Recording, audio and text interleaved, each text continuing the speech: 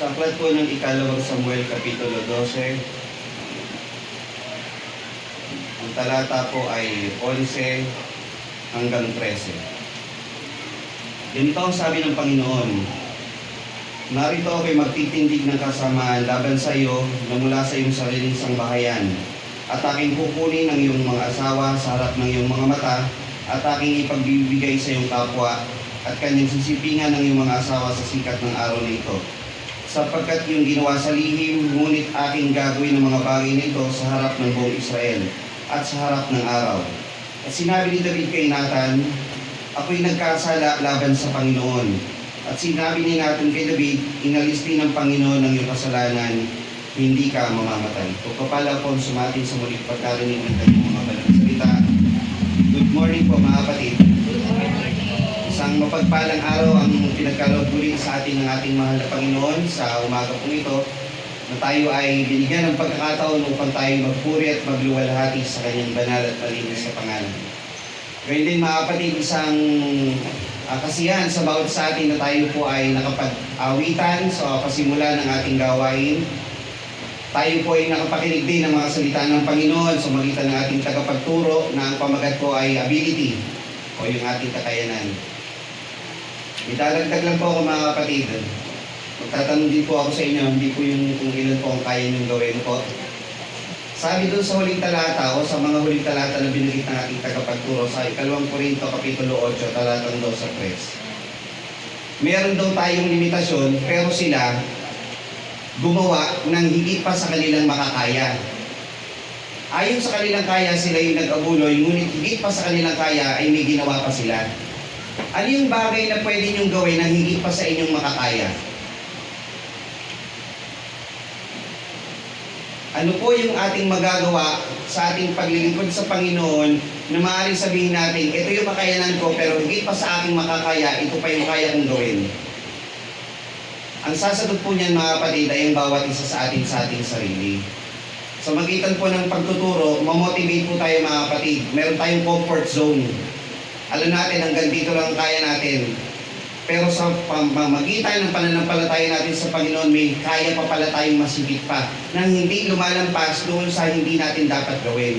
Yung sinasabi ng Kajun, ng ating tagapagturo na limitasyon mo.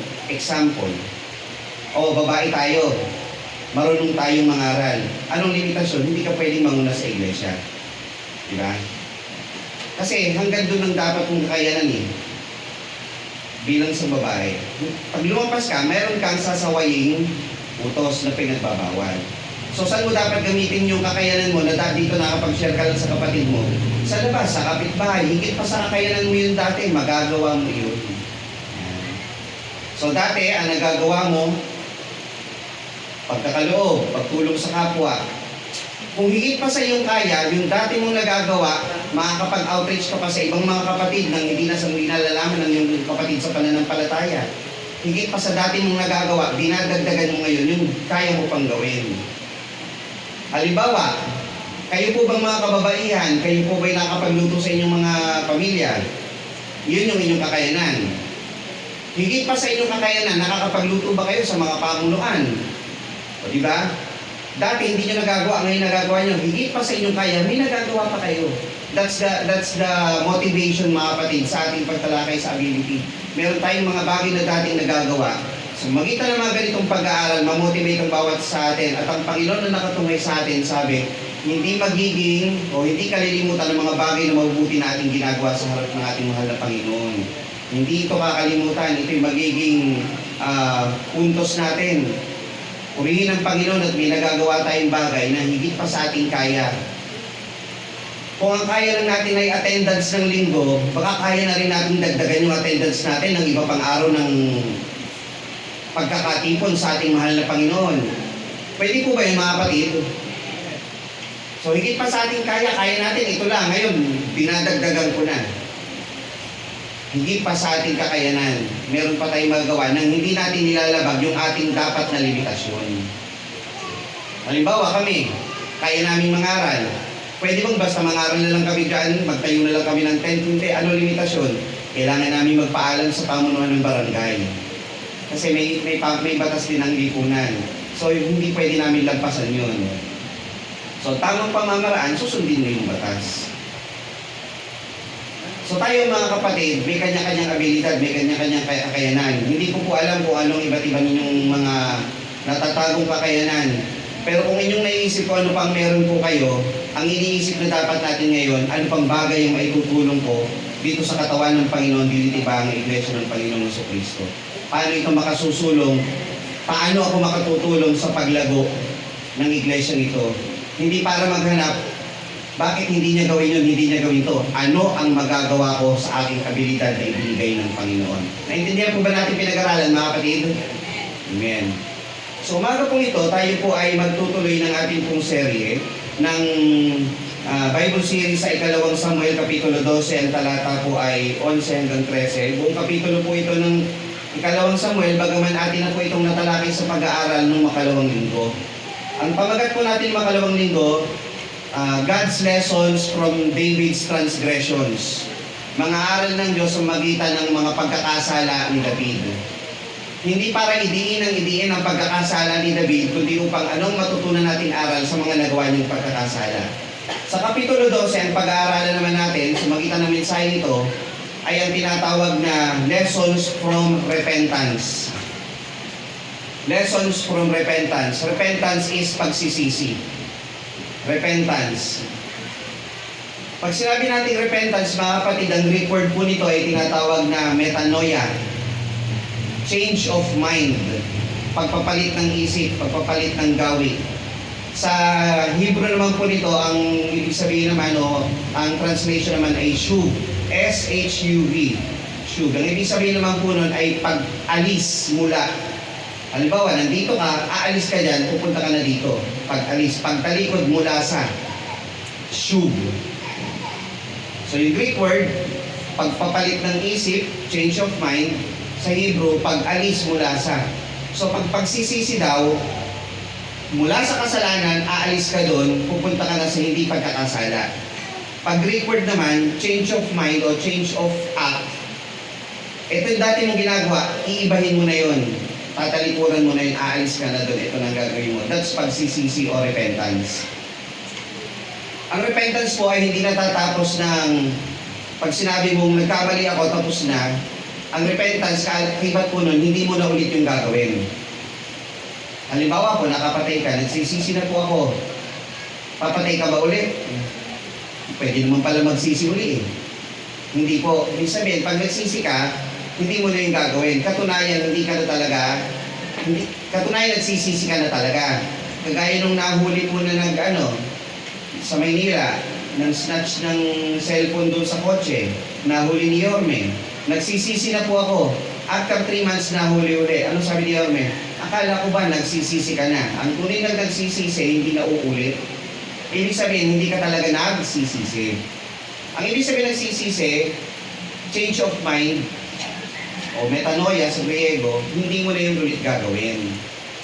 Pag sa Hebrew, nagsisisi, tatalikod ka na doon, hindi mo na, iiwan mo na yung ganung trabaho, nagsisisi ka na. Si David, sa kanya pong panulat ni Samuel, sa ikalawang Samuel, Kapitulo 12, nang siya po ay sinabihan na ni Propeta Nathan na siya ay nagkasala. Bagaman isang talata lang po ang nasabi sa talatang 13, pakilagay po. Alam niyo po ba na talatang 13 na ito ay napakahaba ng duration? Akala natin sa unang basa, at sinabi ni David kay Nathan, ako'y nagkasala laban sa Panginoon. Akala natin, basta sumagot na lang si Nathan, at sinabi na Nathan kay David, inalis na din ng Panginoon ng iyong kasalanan. Ganun po ba kasimple yun? Parang ang dali lang ng talata eh. Ako'y nagkasala laban sa Panginoon. Sagot agad si Nathan, inalisan ng Panginoon ng iyong pagkakasala. Hindi ka mamamatay. Parang ang dali, po, pagka binasa natin isang talata lang. Pero alam niyo po ba mga kapatid, na ang pag-uusap nito ay napakahaba. Ito po ay summary lamang ng totoong nangyari. Totoo pong nangyari yan, pero yan po ay buod ng kabuuan ng nangyari. Ano po ba ang nangyari dyan? Atin pong babalikan yung pagkakasala ni David. Paano po ba nagkasala si David? Ang unang-unang pagkakasala niya, di ba sabi natin sa Kapitulo 10, lagi siyang kasama sa digmaan, nananalo ang Israel. Pagdating sa huling mga talata ng Kapitulo 10, pinakita, lagi siyang kasama sa mismong digmaan. Pagdating sa 11, anong oras siya bumangon? Sa kinahapunan. Ibig sabihin, wala siya sa panahon ng digmaan. Ang unang pagkakasala niya, ano po? Hindi po, ang unang pagkakasala niya, hindi siya sumama doon sa kanyang trabaho. Kung nandun sana siya sa kanyang trabaho na makipagdigmaan para sa Israel, ayon sa binigay ng Panginoon, sa palagay niyo, magkakasala siya kay Bathsheba? O Bathsheba hindi. So unang pagkakasala niya, hindi niya ginawa ang kanyang trabaho. Pangalawa, maaaring siya ay nag-relax. Lagi naman panalo eh. Hindi na ako matatalo, kahit di na kami matatalo, kahit di na ako sumama dyan, panalo pa rin tayo. Pag ikaw ay nag-relax, di ba sabi, mga puyat, maging sober, laging handa, nag-relax siya. Pag ikaw ay nag-relax sa dati mong ginagawa, na akala mo, lagi ka nang matatalo, binaba mo yung intensity mo ng paglilingkod, papasok yung kasalanan. Pangatlo, bumangon sa kinahapunan. Ano ba dapat ang isang lingkod ng Panginoon? Di ba? Maging masipag. Ang pagbangon sa kinahapunan, ano pong tanda yun? Oh. May masipag bang hapon gigising? Hari kayo. Di ba? Oh. Pangatlo, o pang-apat, pag-gising niya, punta siya sa kanyang tarangkahan, sa kanyang terrace, wala namang garden noon sa kanila dahil yung mga bahay, dikit-dikit nga lang siya mataas. Tumanaw siya. Nakita niya. May pagkakasala ba siya sa kanyang pagtingin? Maaaring wala pa. Ngunit hindi lang siya tumingin. Anong ginawa niya? Tinitigan pa niya. Pagtingin niya, pinagtanong pa niya. O di pumapasok na yung kasalanan. Pagkatapos yung pagtanong, pinakuha niya. Nagkasala ulit. Pagkatapos yung pagkuha, sinibingan pa niya. Pinagsamantala niya pa yung babae. Ano pa ang sunod yung pagkakasala? Nung sinabi ng kanyang lingkod, yan ay anak ni ganito. Hindi pa rin niya binigyang halaga na yun ay anak ng isang ama. Yan ay asawa ni ganito. Nagkasala siya sa tatay ng babae at doon sa asawa ng babae. Di patong-patong na kasalanan ni David. Pagkatapos niyang magkasala, ano dapat niyang gawin? Anong ginawa niya? Pinagtakpan niya. Anong ginawa niya? Tinawag pa niya si Uriah. Sabi niya kay Uriah, pumunta ka dito, umuwi ka, punta mo yung asawa mo, para isipin ng mga tao kung siya umuwi kay Bathsheba at nasipingin niya kanyang asawa, kung may mabuo man doon, hindi akin yun, kay Uriah yun. Hindi siya nagtagumpay. Ginawa niya, nilasing niya. O nagkasala siya ulit dito sa kay Uriah, nilasing niya. Pagkatapos niya lasingin, hindi pa rin bumalik.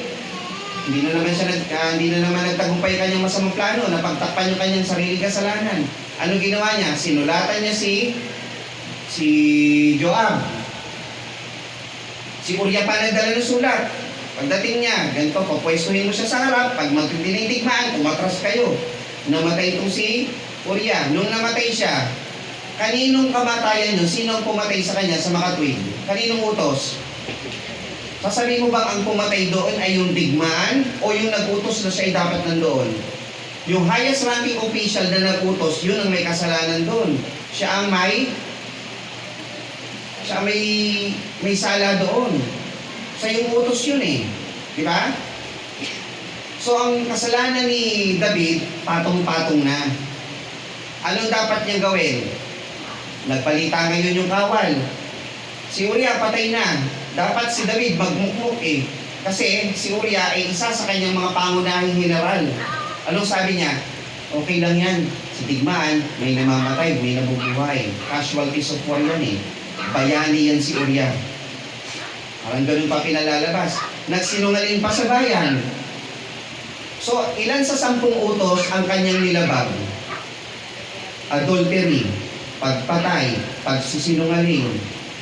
Diba? Ang dami niya nang nilabag sa 10 utos. Wala, yun pa lang naman ang meron ng panahon na yun. Ang dami niya nang nilabag. Palagay nyo, gano'ng katinding makasalanan na si David noong panahon na yun? Sige, ganito para ma-imagine nyo. Kayo po ba ay may anak na babae? kapatid na babae, asawang babae sa mga kalalakihan, pagsamantalahan. Pagkatapos pagsamantalahan, pinatay. Anong mararamdaman nyo doon sa gumawa nun? Anong gusto nyo gawin sa kanya? Sige, totohanan lang po. Ano gusto nyo gawin doon?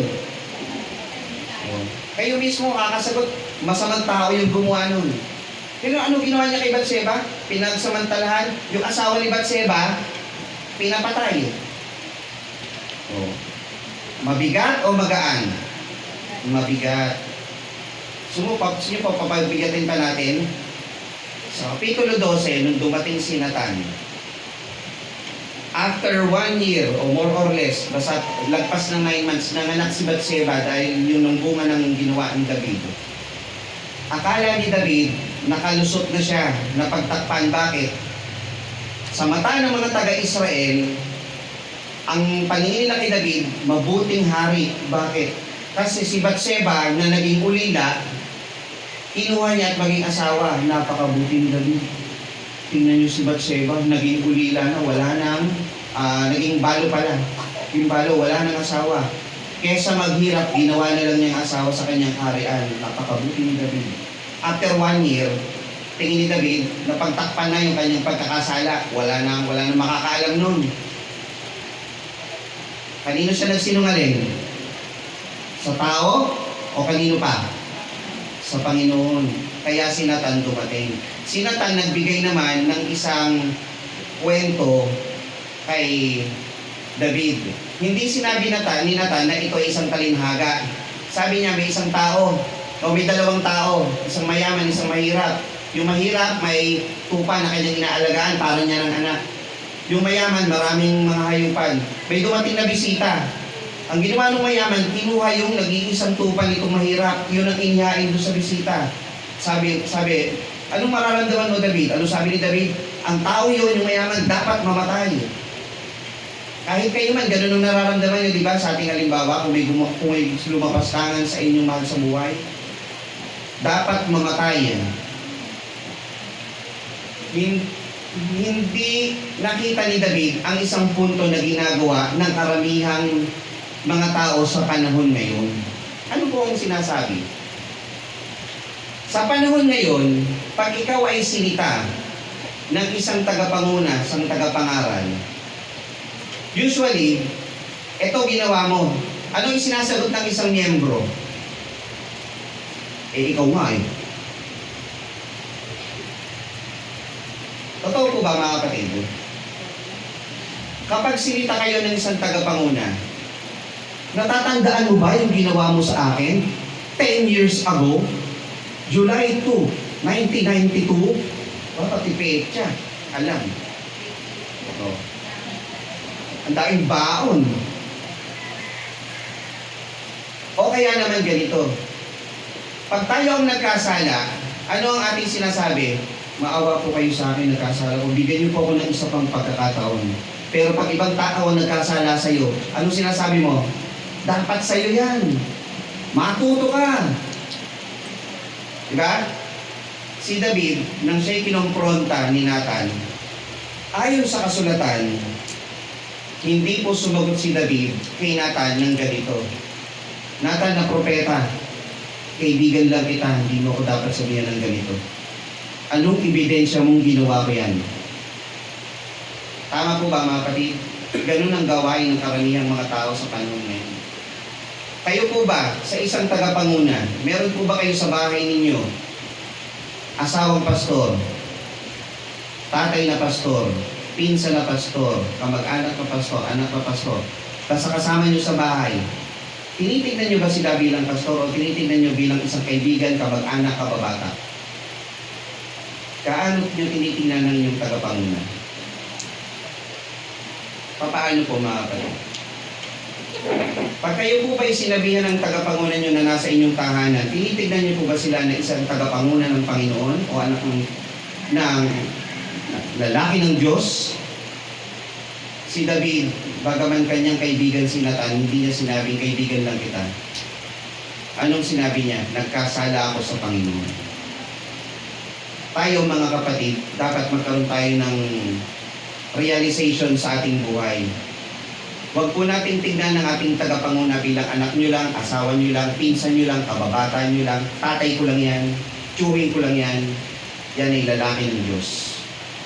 Yan ay inilagay ng Diyos na manguna sa bawat isa sa atin. Bigyan po natin ng respeto o pagtingin dahil ang pagtingin natin sa kanila ay pagtingin natin sa Panginoon. Pagka ang tingin po natin sa kanila mababa, hindi po tayo tatanggap kailanman ng ating pagkakamali sa harap ng ating mahal na Panginoon. At yun po ang paksa natin sa umaga nito, repentance, pagsisisi. Ang isang tao na hindi umaamin sa kanyang kasalanan ay may nangyayaring masamang bagay. Sa Kapitulo 13, ang sabi, dahil nagsabi si David kay Nathan, ako'y nagkasala sa Panginoon, ano ang naging bunga? Hindi ka mamamatay. Baliktarin natin yung pagbasa. Kung hindi siya umamin sa kanyang kasalanan, ano sana ang kanyang kahantungan?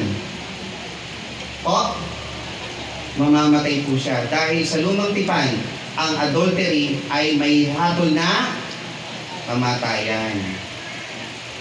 Sa bagong tipan, ang kabayaran ng kasalanan ay kamatayan. Lahat tayo mga kapatid ay nasa ruta ng impyerno, kamatayan. Ngunit napakabuti ng Panginoon. Hindi dapat tayo ang mamatay. Siya ay nag-intervene, pumunta sa sanlibutan, siya nang namatay para tubusin tayo sa ating mga kasalanan. Kung hindi sana siya namatay, wala tayong buhay na walang hanggan eh. Pero siya ay namatay upang magkaroon tayo ng buhay na walang hanggan. Hindi tayo mamamatay. Hindi tayo mapupunta sa pagkapahamak dahil may namatay na para sa bawat isa sa atin. Nga lang, meron tayong dapat gawin. Anong sabi? Aminin mo yung pagkakasala, magkaroon ka ng pagsisisi. Sa pagkakataong ito, paano ba nagsisi si David? Paano niya ipinakita yung kanyang pagkakasala? Ang unang step sa pagkakaroon ng repentance o pagsisisi ay nandito rin po sa talatang ito. Yung tinatawag natin na pagtanggap niya na siya ay nagkasala. Sa isang tao, malibang tanggapin mong nagkasala ka, hindi ka magsisisi. Sample. Sino dito? Taas ang kamay, mga kapatid. Tingnan natin yung aamin. Kasi magsisisi ka lang kung aamin ka eh, no? Sino sa inyo aamin? Minsan, nawawalan tayo ng maayos sa pagtingin sa tagapanguna sa atin. Minsan, nagkakaroon tayo ng naiisi-isi na lang natin ang ating pangkitungo sa kanila kung paano natin sila tawagin, tratuhin, kausapin. Nagkakaroon ba kayo ng ganung pagkakataon sa inyong buhay? Lalo na kahit nasa bahay lang?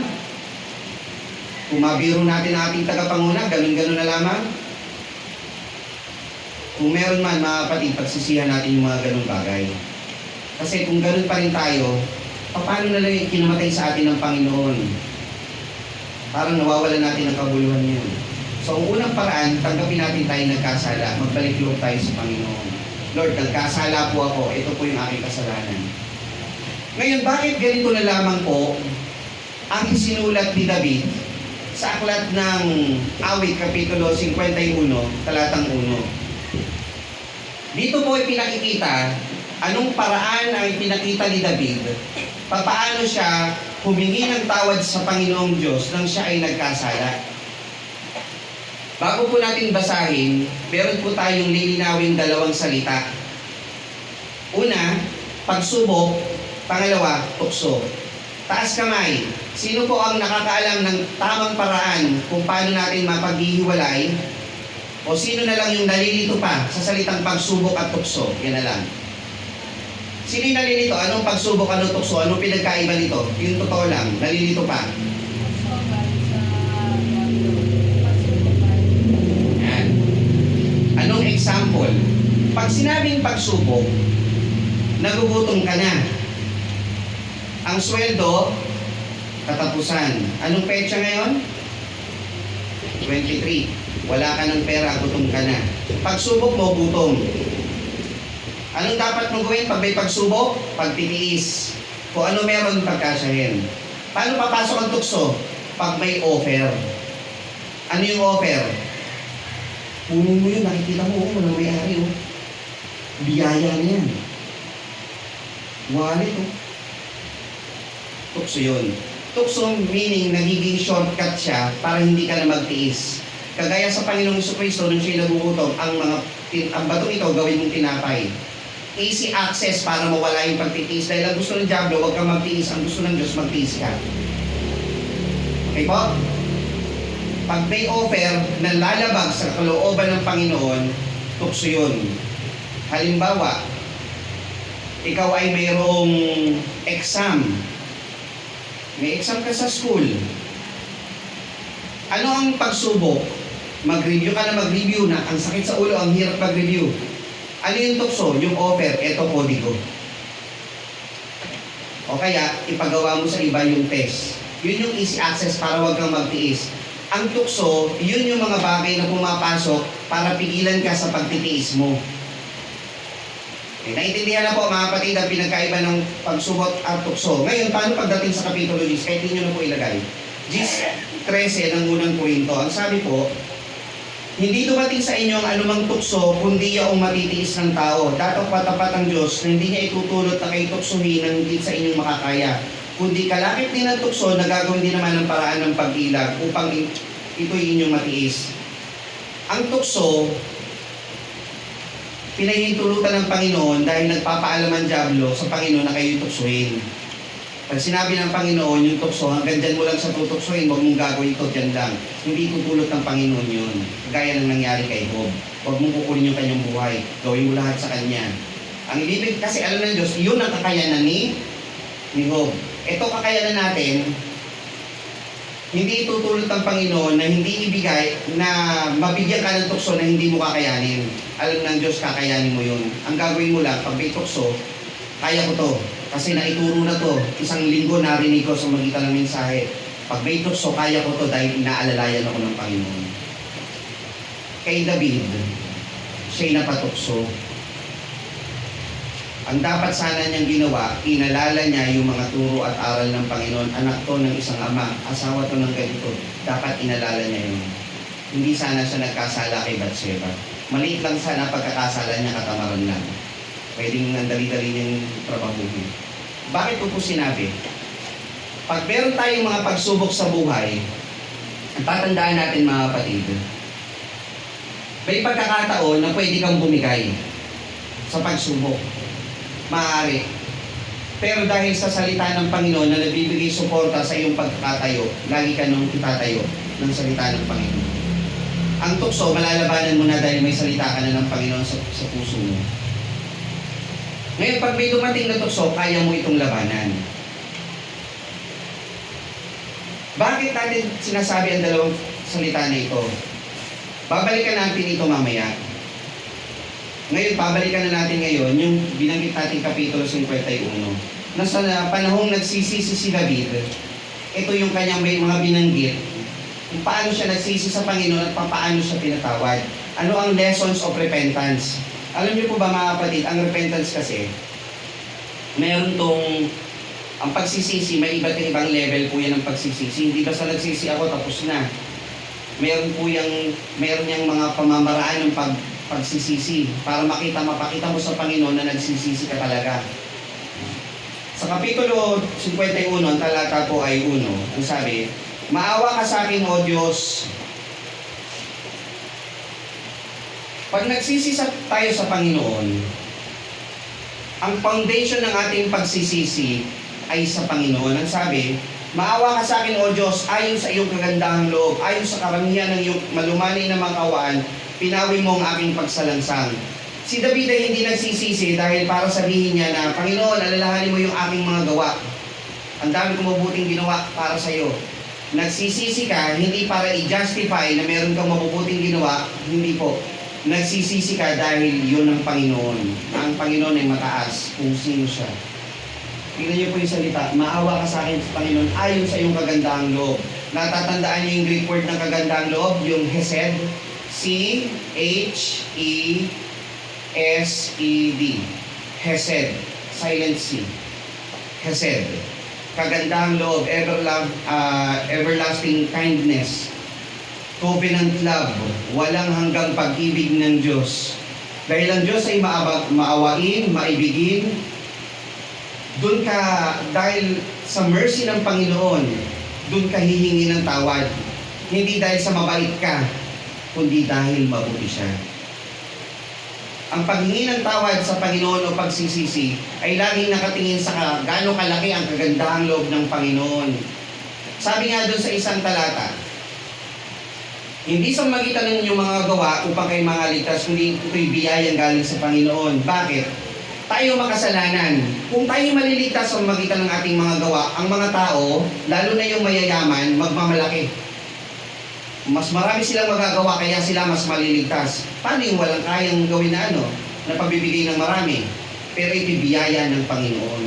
Yung paggawa, pagkatapos mo naman tumanggap sa Panginoon para maging counted ang paggawa mo, nabautismo ka nga, nanampalataya ka, pero hindi ka na naman gumagawa, tigil ka sa Panginoon, magkakaroon ka rin ba ng kaligtasan? Hindi rin. Yung biyaya galing sa Panginoon, doon ka hihingi ng pardon, doon ka hihingi ng kapatawaran sa biyaya ng Panginoon. So si David, sa kanyang pagsisisi sa Panginoon, sa kagandang loob ng Panginoon siya humihingi, hindi dahil siya'y mabuti. I am a man after God's own heart. Panginoon, patawarin mo ako dahil doon. Hindi po. Lord, patawarin mo po ako dahil ikaw ay mabuti.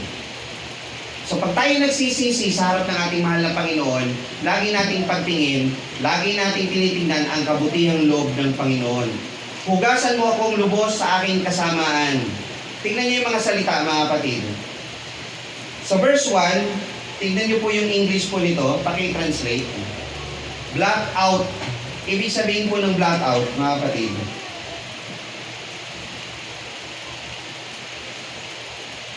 Verse 1. 51:1.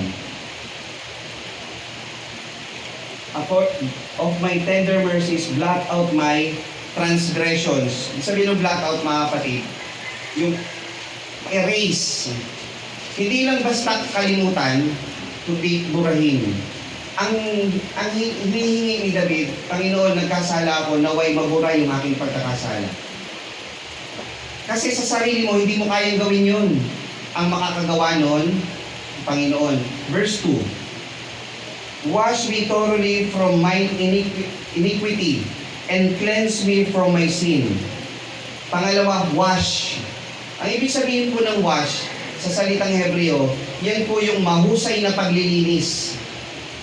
Hindi basta pinunasan, kundi wash, mahusay na paglilinis. Thoroughly. Cleanse me from my sin. Ang ibig sabihin ng cleanse, i-declare mo na ito'y malinis. Make it pure. Balikan po sa Tagalog. So, blot out, wash, cleanse. Lord, nagkasala po ako. Alisin mo aking pagkakasala. Linisin mo akong maigi. At i-declare mo po akong malinis. Magagawa mo lang ito, mga kapatid, kung ikaw ay nananalig ng totoo na ang Diyos ay makapangyarihan. Kasi kung pangingin mo sa Panginoon, hindi niya kayang gawin yun, hindi mo sasabihin sa Diyos yun. Pero palibasa, si David, nakatingin sa Diyos na makapangyarihan at kaya niyang gawin yun, yun ang kanyang paghibig sa Panginoon. Lord, linisin mo ako, i-declare mo akong malinis. Sapagkat kinikilala ko ang aking pagsalansang at ang aking kasalanan ay laging nasa harap ko. Pag nagkasala ka, huwag mong sabihin, ito'y pagkakasala ng iba. Nagawa ko lang naman ito dahil inuto sa akin ni ganito.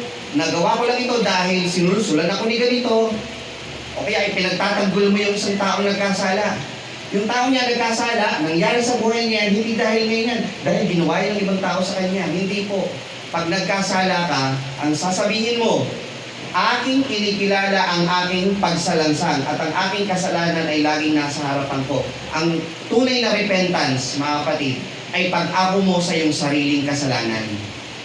Pag ikaw ay hindi umaako sa iyong sariling kasalanan, at i-blame mo lagi ng i-blame yung iba, hindi po repentance yun. Escaping yun. Tingnan nyo si David, kung siya'y nagkasala. Oo, dami niyang kasalanan. Pero nung naituwid na siya, nung sinabi na sa kanya kanyang pagkakasala, inamin na niya, nagkasala ako sa Panginoon. Ako'y mismo yung sumalamsan. Kaya tingnan niyo yung mga salitang ginamit dito ni David. Aking kasamaan, aking kasalanan, aking pagsalangsang. Tatlong klase ng evil yung ginawa niya. Inaako niya lahat yon at yun ang tunay na pagsisisi. Verse 4, laban sa iyo lamang ako nagkasala at nakagawa ng kasamaan sa iyong paningin upang ikaw ay ariing ganap pag nagsasalita ka at maging malinis pag umahatol ka. So ibig sabihin sa bawat isa sa atin nagkakasala, sa kapwa ka lang ba talaga nagkasala? O pag humihingi ka ng kapatawaran, kanino ka talaga tunay na nagkasala? Sa Panginoong Diyos. Sabi ni David, sa iyo, Panginoon, ako nagkasala. Hindi ka na nagbe-blame sa iba, kumukuha ka pa ng accountability doon sa pinagkasalaan mo sa Diyos dahil ang ginawa mo sa lihim sa paningin ng Diyos, hayag po yan. Kahit anong tago mo dyan, hayag po yan sa mata ng Panginoon. Kaya kanino ka nagkasala? Sa Panginoon. Narito ako'y inanyuan sa kasamaan at sa kasalanan ay pinaglihi ako ng aking ina. So sinasabi ni David, talaga siya ay makasalanan sa verse 5. Verse 6, narito ikaw ay nagnanasa ng katotohanan sa mga loob na sangkap at sa kubling bahagi ng iyong ipakilala sa akin ang karunungan. So nagiging marunong na ngayon si David. Bakit? Pinakilala sa kanya yung kanyang kasalanan. Ano ang kanyang natutunan? Nalaman niya yung kasalanan niya, natututo ngayon siyang magsisi. So naalalaman niya, nagkakaroon siya ng karunungan. Sa kaloob-looban ng kanyang sarili. Isang bagay sa iyong sarili na dapat mong tandaan pag ikay nagkakasala, yung katotohanan ng Panginoon. Ang Panginoon ay pure. Ang Panginoon ay mabuti. Huwag mong bahiran ng Panginoon. Magsisi ka. Verse 7. Ito po mga kapatid, pakilista po ang talatang ito. Linisin mo ako ng hisopo at ako'y magiging malinis. Hugasan mo ako at ako'y magiging lalong maputi kaysa niebe. Hugasan mo ako ng hisopo. Tingnan niyo yung hisopo mga kapatid na banggit. Hindi lamang basta si David ay gumagawa ng isang magandang tula o awit o ng isang magandang panalangin. Si David ay gumagamit din ng salita na may kinalaman sa tunay na paglilinis. Sa lumang tipan, ang hisopo ay ginagamit sa paglilinis. Sa aklat po ng Exodo Kapitulo 12, Kapitulo 12, talatang 22, ang hisopo ay ginamit ng mga anak ni Israel sa pagpupunas ng dugo sa kanilang pintuan. Gumamit ng hisopo upang kumuha ng dugo at ipunas sa kanilang pintuan. Ang sabi po dito, at kayo'y kukuha ng bigkis ng hisopo at inyong babasain ng dugo na nasa palanggana at inyong papahira ng dugo na nasa palanggana ang itaas ng pinto at dalawang bahagi ng pinto at sino man sa inyo ay huwag lalabas hanggang sa pinto sa kanyang bahay hanggang sa kinaumagahan. Yung hisopo, ginamit po ito upang iligtas ang Israel dun sa anghel ng kamatayan sa taas ng pinto at sa dalawang bahagi ng pinto. At lahat ng panganay ay maliligtas. Sa aklat ng Levitico, Kapitulo 14, talata ay 4, ginamit ang hisopo sa paglilinis muli. Ayon po sa nakasulat, at ay pag-utos nga ng saserdote na ikuha siya ng lilinisin ng 2,000 malinis na buhay at kahoy na sedro at grana at hisopo. Paggamit ng hisopo, kukuha ng dugo, pangwiwisik upang maalis yung kasalanan. So si David hindi basta gumagamit ng salita sa aklat po ng Awit, Kapitulo 51, talata po ay 7. Ang sinasabi niya, Panginoon, ayon sa iyong proseso, ako'y malilinis. Gayon man sa bawat isa sa atin. Tayo po ay nalinis sa ating mga kasalanan ng Panginoong Jesucristo ay napako sa krus. Ginamitan din po siya ng hisopo o hiso. upang tayo malinis sa mga kasalanan. Hindi po basta ito inilagay lang ni David upang maging maganda pakinggan yung kanyang awit. Ito po ay inilalagay niya bilang pagpapakita na sa lumang tipan may prosesong ginagawa sa pagliligtas sa Israel, sa paglilinis ng kasalanan, sa panahon natin, upang tayo iligtas sa kasalanan at tayo linisin din sa ating pagsalansang, ang Panginoong Jesucristo ay may ginanap din na inihula ayon sa panulat ni David nang siya'y nagkasala. Lessons from repentance. Sa kanyang pagkakasala, matututunan din natin na ang Panginoong Jesucristo ay nagpakita ng paraan ng paglilinis sa bawat isa sa atin, na si David man ay gumanap dito. Verse 8, pagparinggin mo ako ng kagalakan at kasayahan upang ang mga buto ng iyong binali ay mga galak. Sa ating mga magkakapatid sa pananampalataya, nung tayo pa ay bilanggo sa ating mga kasalanan, walang kasiyahan sa bawat isa sa atin. Bakit? Tayo'y alipin ng kasalanan. Ngunit kung tayo'y pinalaya sa magitan ng salita ng Panginoon, makikilala ninyo ang katotohanan at ang katotohanan ay ang magpapalaya sa inyo. Wala na tayo sa kasalanan. Matamo na natin ang tunay na kagalakan. Si David man sa verse 8, ang sabi niya, hindi niya matamo ang kagalakan nung hindi pa siya malinis. Kaya nung siya'y nalinis na sa verse 7, sabi niya, pagparinggan mo ako ng kagalakan. Mararamdaman mo ang tunay na kagalakan pag wala na sa iyo ang kasalanan. Tingnan niyo mga kapatid. Sino dito ang may pagkakasala na kinikimkim pa sa kanyang sarili, malibang humingi ka ng tawad sa Panginoon at sa iyong kapwa, ang gaan sa pakiramdam? Mararamdaman mo ang tunay na kagalakan, ang gaan matulog. Kaya sabi ni David, pagparinggin mo ako ng kagalakan, Lord, sa magitan ng iyong paglilinis, magiging magagalak po ang iyong lingkod. At kasayahan upang ang mga buto na iyong binali ay mga galak. Ikubli mo ang iyong mukha sa aking mga kasalanan at pawiin mo ang lahat ng mga kasamaan. Panginoon, hindi ibig sabihin mo, makalimutan ko ang aking kasalanan, kundi mas makita ko ikaw na aking Panginoong Diyos. Gaano man kalaki ang ating kasalanan, mas makikita natin na mas malaki ang ating Diyos na ating sinasampalatayanan. Kung may kapatid tayo, mga kapatid, na nagkakasala, huwag na nating masyadong tignan yung kanyang kakulangan. Mas tignan natin yung biyaya ng Panginoon na ibinigay sa bawat isa sa atin. At doon natin makikita na yung tunay nating kasiyahan sa paglilingkod sa Panginoon. Kung lagi tayo nakatingin sa kasalanan, lagi tayo nakatingin sa kritisismo, sa mga pagkukulong na nakikita natin sa ating panambahan, hindi tayo magiging masaya. Kailangan mas makita natin yung kabutihan ng Panginoon. Lord, salamat po, nandito ako at ako'y nakapagsasamba sa iyo sa Espiritu at katotohanan. Aawitan kita ng buong kagalakan habang ako'y nabubuhay. Ayon sa iyong biyayang pinagkaloob sa akin, masaya akong maglilingkod sa iyong paanan. Amen? Verse 10. Likhaan mo ako ng isang malinis na puso, O Diyos. Yung likhaan, ang Hebrew word po dito is bara. B-A-R-A. Ibig sabihin po ng bara is create. Same word na ginamit po sa Genesis 1:1 nang nilikha ng Diyos ang langit at ang lupa. Mula sa wala, naglikha siya. Sabi ni David, eto puso ko marumi.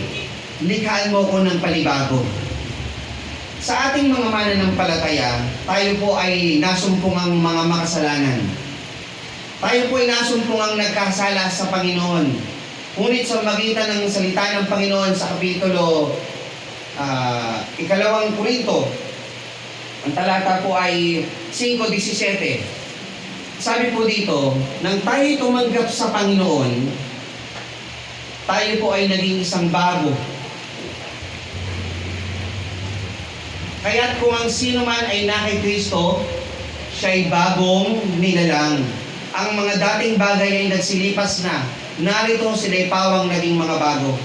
Nang tayo tumanggap sa Panginoon, tayo ay bagong nilalang. Kinalimutan na dapat natin ating lumang pagkatao. Nag-change of mind na tayo mula sa makasalanang pag-iisip. So yung simpleng talata na isinulat ni Samuel nung kinumpronta ni Nathan si David, nagkasala ako sa Panginoon. Sabi ni Nathan, tawad ka ng Panginoon, hindi ka na mamamatay. Parang ang simple lang, pero si David pala ay maraming sinabi nung panahon na yon. Lord, likhaan mo ako ng bagong puso. O Diyos, magbago ka ng isang matuwid na espiritu sa loob ko. Kayo po ba mga kapatid? Nung kayo po'y tumanggap sa Panginoon hanggang ngayon, ito pa rin po ba ang inyong dalangin? Na patuloy na linisin ng Panginoon ang inyong puso. Na ang espiritu nyo ay laging fresh sa harap ng Panginoon. O tuwing linggo lamang. Verse 11, huwag mong paalisin ang iyong espiritu at huwag mong bawiin ang iyong santong espiritu sa akin. Alam ni David ang nangyari kay Saul. Nang nagkasala si Saul, umalis ang espiritu ng Diyos kay Saul. Lord, nagkasala ako, nawa huwag mangyari yun sa akin. Kasi si Saul, hindi na binalikan ng espiritu ng Panginoon. So tayo mga kapatid, nung tayo ay binigyan ng espiritu ng Panginoon, nung tayo tumanggap, ang dalangin natin, huwag umalis ang espiritu ng Panginoon sa atin. Huwag nating pipighatiin ang espiritu ng Panginoon. Dapat manatili ang espiritu ng Diyos sa bawat sa atin na mainit sa paglilingkod sa kanyang paanan. Kung magkagayon, ituturo ko sa mga mananalangsang ang iyong mga lakad at ang mga makasalanan ay mga hikayat sa iyo. Ano magiging bunga? Isa sa lesson of repentance, ang magiging bunga ng pagsisisi. Ikaw mismo ay makapagtuturo na ang Diyos ay maawain. Pinatawad niya ako. Bakit natin inuulit-ulit na napakabigat ng kasalanan ni David? Yung kasalanan ni David, kayo na may sabi, dapat siyang mamatay. Tama po ba? Tayo, ano ang ating kasalanan? Dapat ba tayong mabuhay? Hindi. Dapat din sa atin mamatay. Pero ang Diyos ang namatay sa bawat isa sa atin. At nang tayo'y kanyang iniligtas, ano ang dapat natin gawin? Ipahayag na tayo ay pinatawad ng Panginoon. Ipahayag ang kaligtasang nais ibigay ng Panginoon sa bawat isa sa atin at sa lahat ng gustong tumanggap sa kanyang pagtatapat. Maging evangelist tayo ng salita ng Panginoon. Maghatid tayo ng mabuting balita sa lahat ng taong ating nakakasalamuha. Tayo mga kapatid ay maging susi o kasangkapan ng Diyos ayon sa ibinigay na abilidad ng Diyos sa bawat isa sa atin. At higit pa sa ating kaya, ipangaral natin ang salita ng Panginoon sa ikapagsisisi ng lahat ng mga makasalanan. Balikan natin yung pagsubok at tukso. Oo, tayo'y nabubuhay ngayon. Marami tayong titiisin na pagsubok sa ating buhay. Ngunit kung ating maaalala ang ganitong klase ng panalangin o pag-awit ni David, ang bawat tukso na darating sa ating buhay, mapaglalabanan ng bawat isa sa atin. Ipinaalala nito na ang paghiling sa Panginoon ng isang bagong puso ay hindi isang biro, kundi isang maigting na panalangin ng tunay na katotohanan ang Diyos maibigin at ang Diyos ay makatarungan. Kung si Saul nagkasala, hindi siya pinatawad, si David pinatawad, mamili kayo ng inyong tutularan. Kung si David humiling sa Panginoon ng isang mabuting puso, gayon tayo humihiling sa Panginoon ng isang mabuting puso at isang fresh na kaluluwa sa ating mahal na Panginoon. Ang tunay na repentance, mga kapatid, ay hindi po isang awit.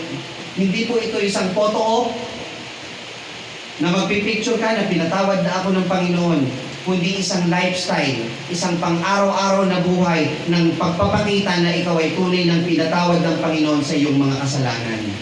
Isang pagpapakita na ikaw ay ilaw ng sanglibutan, na ang sanglibutan ay nakatingin sa iyo, na pag nakita ka, yan ang itsura ng isang taong pinatawad ng Panginoon na lumalakad ayon sa kanyang pagtatapat. Kaya tayo mga kapatid, ipakita natin na tayo ay natutunan sa tunay na aral ng pagsisisi sa ating mahal na Panginoon.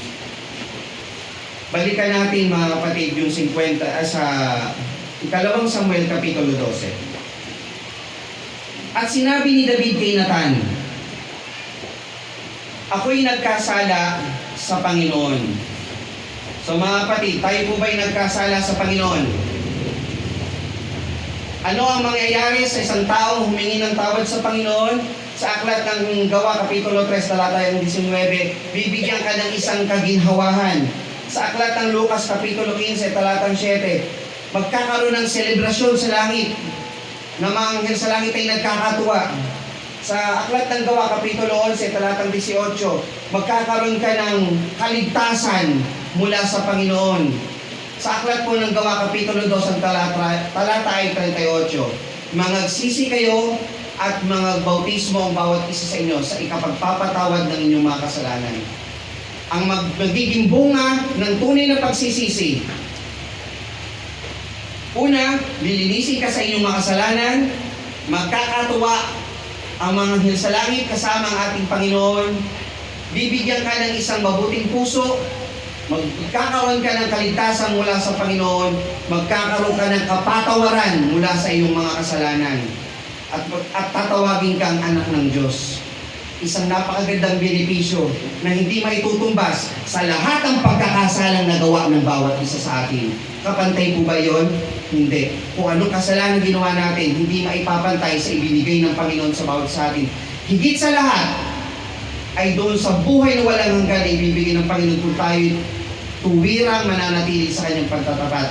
Sapagkat ang pagtitiis sa buhay na ito ay hindi maipapantay sa buhay na ibibigay sa atin ng mahal na Panginoon pagdating ng panahon. Kaya wag nating hayaang masira, wag nating hayaang mawala ng kabuluhan ang ikinamatay ng Panginoon sa bawat isa sa atin. Sa tuwing kakain tayo ng tinapay at iinom ng saro, inaalala natin na may namatay upang tayo iligtas at tubusin sa ating pagkakasala. At doon papasok ang tunay na pagsisisi sa buhay ng isang Kristiyano. Tayo po ba mga kapatid ay nagaganap sa umagang ito na natutunan natin na ang Panginoon ay tumubos sa ating pagkakasala? Amen. Kaya tayo patuloy na tumanaw ng utang na loob sa ating mahal na Panginoon. Ang pagsisisi sa harap natin, Panginoon, ay lagi po nating isa sa puso at laging isa sa isip. Tayo po ay binibigyan ng Panginoon ng kanyang dakilang pag-ibig, ng kanyang sariling buhay man ay binigay upang tayo iligtas sa ating mga kasalanan. Tayo po ba ay masaya sa umagang ito, mga kapatid?